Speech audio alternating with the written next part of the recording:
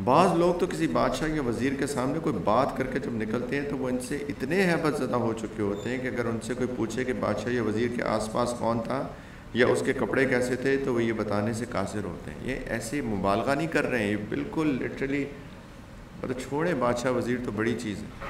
کبھی کبھی کسی ایسے بندے کی جس کی عظمت آپ کے دل میں ہوتی ہے, اس سے جب آپ بات کر رہے ہوتے ہیں, اس سے پوچھیں نا کہ اس نے کون سے کپڑے پہنے ہوئے تھے, اس کو یہ بھی نہیں پتہ ہوگا, کیونکہ اس بندے کی ہیبت اتنی ہوتی ہے, عظمت ہوتی ہے. کبھی عظمت یا ہیبت اس کو نہیں پتہ ہوتا, وہ نوٹ ہی نہیں کرتا کپڑے نیلے تھے کہ پیلے تھے. اس لیے کہ وہ بادشاہ یا وزیر کے ساتھ گفتگو میں اتنے منہمک تھے کہ ان کا دھیان ان چیزوں کی طرف گیا ہی نہیں.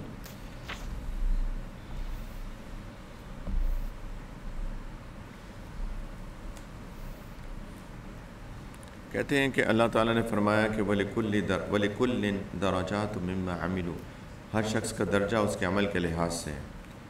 تو ہر آدمی کو اس کی نماز میں اتنا ہی حصہ ملتا ہے جتنا اس نے نماز میں خشوع اور خضوع اور اللہ کی تعظیم کا مظاہرہ کیا, اس لیے کہ اللہ تعالیٰ دلوں کو دیکھتا ہے اور اس کے یہاں کامیاب وہی ہوتا ہے جو اس کے حضور قلب سلیم لے کر حاضر. جاننا چاہیے کہ مسلمان کے لیے ضروری ہے کہ اللہ تعالیٰ کی ہر حال میں تعظیم کرے اور ہر حال میں اس سے ڈرتا رہے اور اس کی رحمت سے پر امید رہے اور اپنی کوتاہیوں پر شرمندہ رہے. ایمان لانے کے بعد کسی لمحے بھی مسلمان کو اس حال سے خالی نہیں ہونا چاہیے. اس کا یہ حال اتنا ہی پختہ اور مستحکم ہوگا جتنا کہ اس کا ایمان اور یقین کامل ہوگا. پھر دوران نماز کسی مسلمان کی حالت نہیں رہتی تو اس کا سبب سوائے اس کے اور کیا ہو سکتا ہے کہ اس کی فکر اور سوچ بٹی ہوئی ہے, خیالات منقسم ہیں, تقسیم ہیں, اور دل اللہ سے سرگوشی اور اس کی عبادت سے غافل ہے. اور نماز سے غافل وہی لوگ ہوتے ہیں جن کے دلوں پر مختلف خیالات کا غلبہ رہتا ہے. تو دلوں کو غفلت سے بچانے کے لیے ان خیالات کو دور کرنا چاہیے, اور کسی چیز کو دور اسی وقت کیا جا سکتا ہے جب اس کے ان اسباب کو دور کیا جائے. لہٰذا ان خیالات کے آنے کا سبب معلوم کرنا ضروری ہے.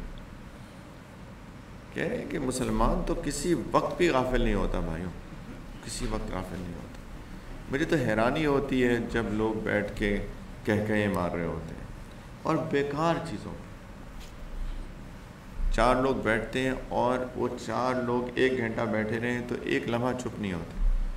بات وہ کرے گا, پھر وہ کرے گا, وہ کرے گا, وہ کرے گا, اس نے بند کیا, اس نے شروع کر دیا, یعنی کنٹینیویشن آف ڈسکشن. یہ انتہائی غفلت کی نشانی ہے. یہ بندہ غافل ہے, یہ بندہ غافل شخص, اس کو پتہ ہی نہیں ہے حقیقت, زندگی کی حقیقت ہی نہیں پتہ. خواتین میں تو حیران ہوتا ہوں کس طریقے سے ہر وقت بات کرتی رہتی. 2 خواتین کو ایک کمرے میں بند کر دیں آدھے گھنٹے کے لیے, بس, میں مبالغہ نہیں کر رہا, آدھے گھنٹے میں پیدائش سے لے کر آج تک کی سارے حالات دونوں کو ایک دوسرے کے معلوم ہو جائیں.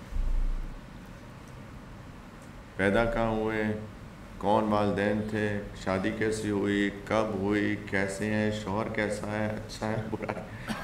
سبحان اللہ, استغفر اللہ. لٹرلی شادی کو کتنے مہینے ہو گئے, میں ایکسپیکٹ کر رہی ہوں, نہیں کر رہی ہوں, سب باتیں پتہ چل رہی ہیں, ایک ایک چیز. بس کمرے میں بند کرنا ہے ان کو, کیونکہ اب وہ کسی اور سے بات نہیں کر سکتی تو ایک دوسرے سے بات تو کرنی ہے. تو بات کیا کریں گے, بات پھر اپنے کہانیاں سنائیں گے. ایک غافل لوگ ہیں. تو ابھی انسان کہکا, نبی کریم علیہ السلام نے کہا کبھی نہیں مارا, کہکا غافل مارتا ہے. کہکا مطلب ہے جس کو LOL بھی کہتے ہیں, لافنگ آؤٹ لاؤڈ, ہاں ہاں ہاں, یہ غافل مار سکتا ہے بس. تو میرے بھائیوں, ہمیں بہت محنت کی ضرورت ہے. یہ ساری باتیں ہم اس لیے اس کا مذاکرہ کر رہے ہیں کہ یہ سیریس باتیں, ایسا نہ ہو کہ ہم یہاں سے جائیں اور پھر بھی نماز پہ محنت نہ کریں. کیا خاک نفس کا تزکیہ ہوگا جس کی نماز ہی اچھی نہ ہو, باقی تو سب چھوڑ دیں. باقی باتیں کہہ رہے ہیں سب سے پہلی چیز نماز.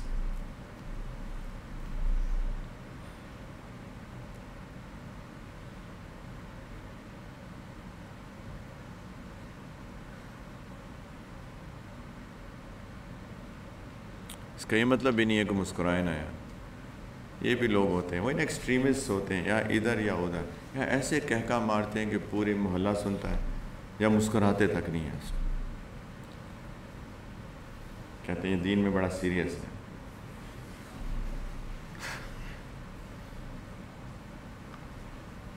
استغفر اللہ. یہ بھی مسنون نہیں ہے. نبی کریم صلی اللہ علیہ وسلم نے فرمایا کہ اپنے بھائی سے کھلے چہرے کے ساتھ ملو، کھلے ہوئے چہرے کے ساتھ، مسکراہٹ کے ساتھ. جو مرضی اندر گزر رہا ہے، اندر جیسے مرضی طوفان آئے ہوئے ہیں، لیکن اس کا کیا قصور ہے؟ بیوی کا کیا قصور ہے؟ بچوں کا کیا قصور ہے؟ ان سے تو مسکراہٹ، گھر کے باہر جتنے مسائل ہیں گھر کے باہر چھوڑ کے آؤ. گھر میں داخل ہو، سنت ہے مسکرا کر السلام علیکم، مسکرا کر کھلے چہرے کے ساتھ داخل ہو. بیوی بھی کہے شوہر آیا فرعون نہیں آیا. سیریسلی کیا ہمارے گھروں کی حالت ہے؟ ٹینشن، بیوی ایسے. باقی ساری کہانیاں تو چھوڑیں، بادشاہ کے سامنے کی مثالیں دے رہے ہیں نا. وہ اس مظلوم بیوی کے اپنے شوہر کے سامنے حالت دیکھ لیں، ایسے کانپ رہی ہوتی ہے. سرتاج آئے ہیں میرے مجازی خدا. استغفر اللہ.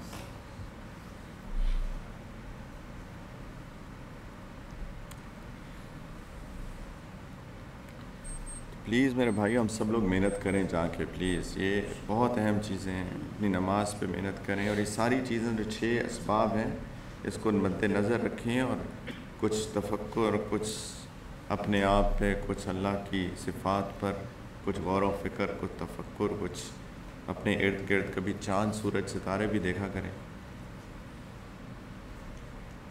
آج صبح ہم یہاں پہ دیکھ رہے تھے پرندے. عجیب، کیا اللہ کی شان ہے پرندے. عجیب اللہ کی شان ہے. چھوٹا سا پرندہ ابھی یہاں تھا، 5 سیکنڈ میں وہ ادھر پہنچے ہیں. اور ہم اگر چلتے رہیں تو وہاں تک پہنچنے میں ہمیں شاید آدھا گھنٹہ لگے گا یا 1 گھنٹہ شاید لگ جائے. اتنا سی چیز ہے، ننھی سی جان، ایسے ایسے کر کے ادھر سے وہ آزاد پنچھی. واہ کتنا زبردست آزاد ہے نا. ہم لوگ قید ہیں، ہم اپنی اس پنجرے میں قید ہوئے ہیں. اس سے نکلو. الدنیا سجن المؤمن، یہ قید خانہ ہے، اور ہم اوپر سے ڈبل قید کی ہوئی ہے. ہم نے اپنے نفس کی غلامی کا شکار ہیں سارے کے سارے. اس قید سے نکلو میرے بھائیوں. کتنا مزہ آتا ہے اس نفس کو آتا ہوگا جو اس شخص کو جو اپنے نفس کی غلامی سے آزاد ہو گیا، جس کو یہ ساری چیزیں تنگ ہی نہیں کرتی. یہ ساری کی ساری چیزیں، نہ مال، نہ دولت، نہ گاڑی، نہ عورت. وہ اس کا نفس آزاد ہے ان سب چیزوں سے. اس کا دل بس اللہ کے ساتھ لگتا ہے. ایسا اسی لیے تو اس کو نفس مطمئنہ کہا ہے نا قرآن میں. اس کو ہے اطمینان. تو یہ محنت کے مقامات ہیں. اور یہ ایسے نہیں ہے کہ پلیز، میں کتنی دفعہ میں پتہ نہیں بار بار اس کو دوبارہ ریپیٹ اس لیے کر رہا ہوں کیونکہ کچھ لوگ بس سنتے ہیں اور اس کو نظر انداز کر دیتے ہیں.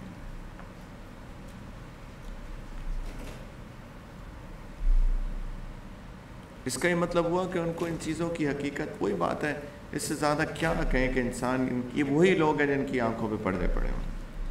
یہ ہے سمن بکمن عمی. کتنی بات سننے کے باوجود ویسے کہ ویسے ذرہ رتی برابر تبدیلی نہیں آتی. کل سے ہم میں سے کتنے لوگوں نے اپنی نماز پہ محنت کی ہے؟ کل سے، جب سے ہم نماز کی بات کرنی شروع کی. یہ تو بات ابھی تو ہم نے شروع نہیں کی. یہ بات تو ہم نے شروع کی ہوئی ہے کل عشاء سے پہلے سے غالباً. چلیں عشاء سے پہلے سے نہیں، اگر رات کو آپ نے عشاء کے بعد کوئی 2 نفل پڑھے ہیں، جو میں نے کہا تھا کہ کل رات سب لوگ تہجد پڑھیں، 2 نفل کم از کم پڑھ لیں، اس کے بغیر نہ سوئیں. تو وہ تک 2 رکعت کیسی تھی؟ کیا محنت کی تھی پہلی نمازوں سے زیادہ؟ اگر نہیں تو پھر کیا کیا ہم نے؟ واقعی میں یہ بہت خطرناک ہے. جہاں بھی اللہ تعالیٰ نے اس کا ذکر کیا، سمن بکمن عمی فہم لا یرجعون، یہ نہیں لوٹنے والے، ان کا کچھ نہیں بننے والا.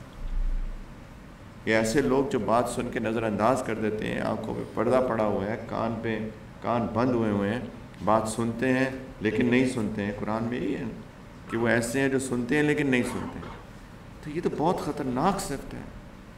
کہ اگر ایسی حالت ہے کہ انسان کے دل پہ جو بھی نہ رہیں گے اور اپنی نماز پہ اتنی سی بھی محنت نہیں کی، تو یہ تو اللہ نہ کرے ایسا نہ ہو کہ بالکل دل پہ زنگ لگ جائے اور ٹھپا لگ جائے۔ تو میں امید یہ کر رہا ہوں کہ ہم اپنی نمازوں پہ انشاءاللہ تعالیٰ اس وقت کے بعد اگر ابھی تک نہیں کی تو محنت کریں گے، ہر نماز میں، ایک پر نہیں، اور ان سارے اسباب کو انشاءاللہ مد نظر رکھیں گے۔